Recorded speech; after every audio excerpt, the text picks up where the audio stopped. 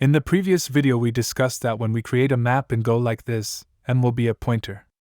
The value stored inside the memory for the variable m will be the address of the map header struct that contains metadata about the map and a pointer to the bucket array in which key value pairs will be stored.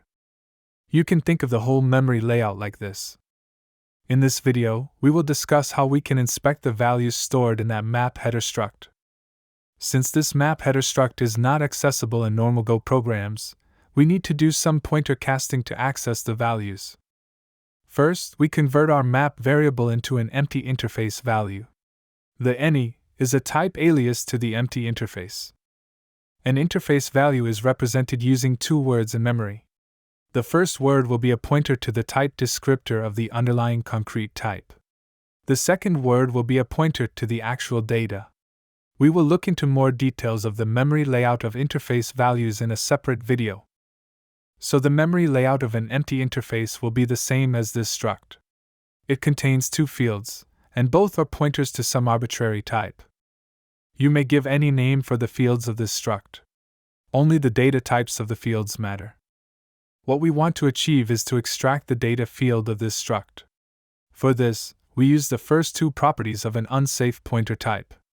A pointer of any type can be converted to an unsafe pointer.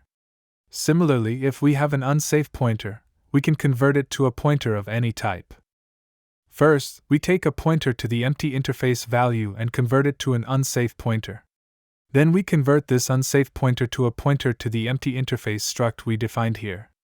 This works since the memory layout of the interface value is the same as that of the struct we defined here. Now we can access the memory for the hmap struct using the data field of our empty interface data pointer variable. This field is an unsafe pointer. We need to reinterpret this memory as an hmap struct just like how we did with our empty interface struct. We need to copy the hmap struct to our file.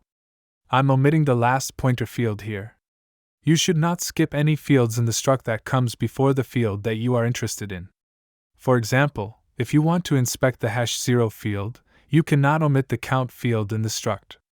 This is needed for the memory to be reinterpreted correctly. Now we can convert the unsafe pointer in the data field as a pointer to the hmap struct that we redefined here. We can now inspect the number of elements and the number of buckets allocated for our map.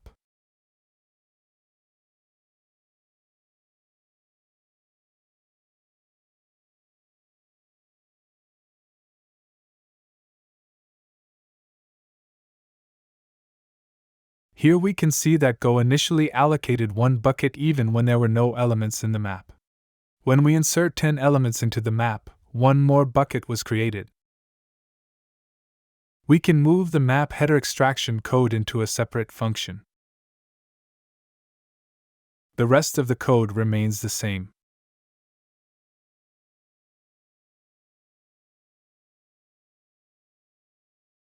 With the built-in make function, we can specify an optional capacity when creating the map.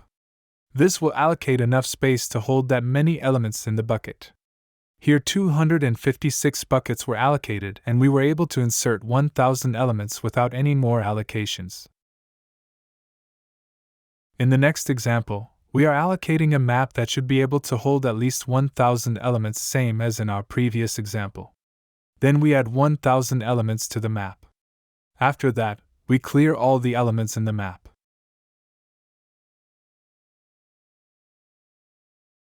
Note that even after clearing all the elements, the memory allocated for the buckets in the map is not removed.